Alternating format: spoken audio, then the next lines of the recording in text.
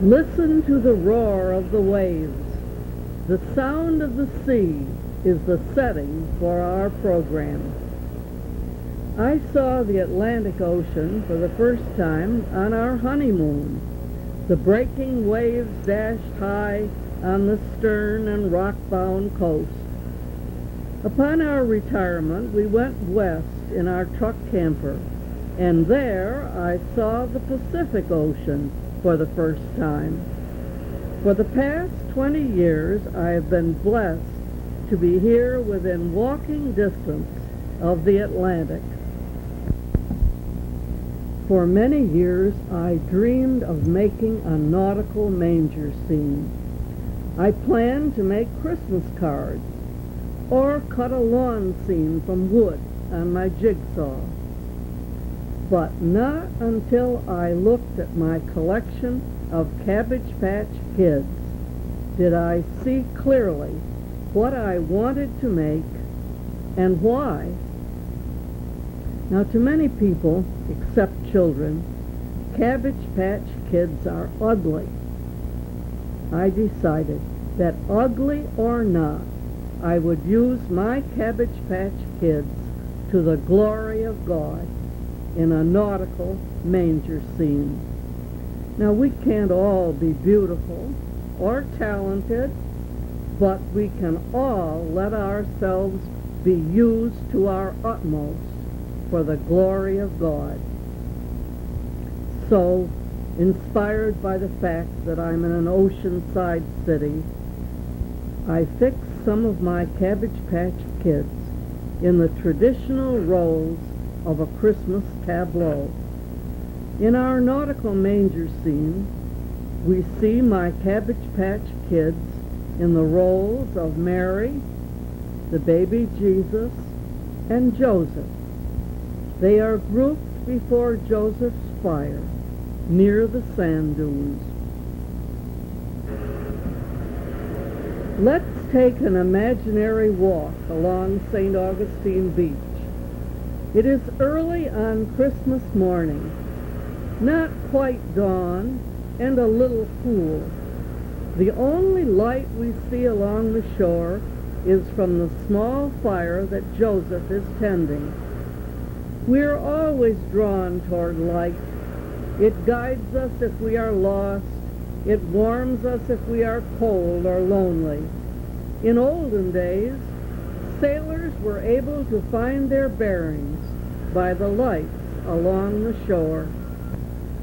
Brightly gleam our Father's mercy from His lighthouse evermore.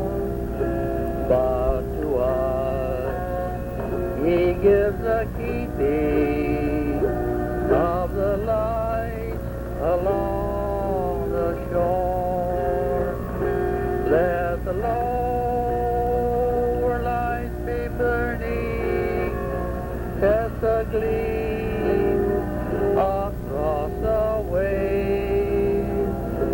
Some poor fading, struggling seaman you may rescue, you may save.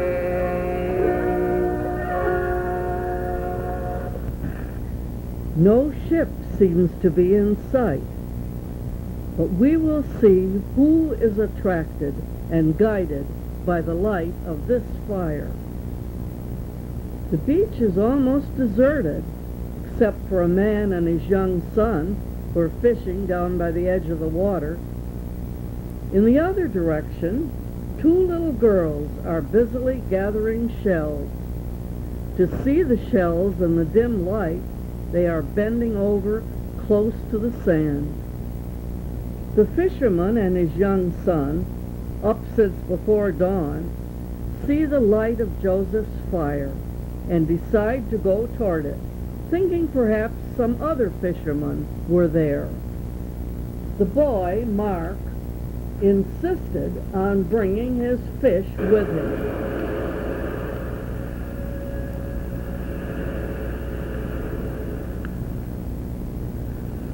Mark says, "Pa, "Do you hear music?" His father answers, "Must be the waves coming in." There's an airplane with bright lights on it high over our heads.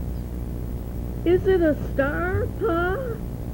"No, I think it's a helicopter." Then Mark, impatient with his father's cautious approach, ran on ahead toward the fire. Soon he came stumbling back and pulled on his father. "Pa, maybe we shouldn't go no closer. There's a man and a woman there, and they're all dressed in, well, awful different clothes." "Well, come on, Mark. We'd better go back. We don't want to get mixed up with strangers." "Pa, don't go back. Now I know what it is. It's a manger scene." "But it don't look like the manger scene in our church pageant." "Well, we'll go together, and I'll take a look." Hand in hand, Mark and his father moved closer to the fire, and were sure at last that Mark was right. "Son, I think you're right. That's just what it is. See Mary and the baby Jesus and Joseph by the fire. Are they real? Are they real, Pa?" "I don't know." "Pa, maybe the helicopter was a star bringing us right here. Do you think so, Pa?" "Well, I'll have to think about that, Mark." "Oh, Pa, can you and me be the wise men?"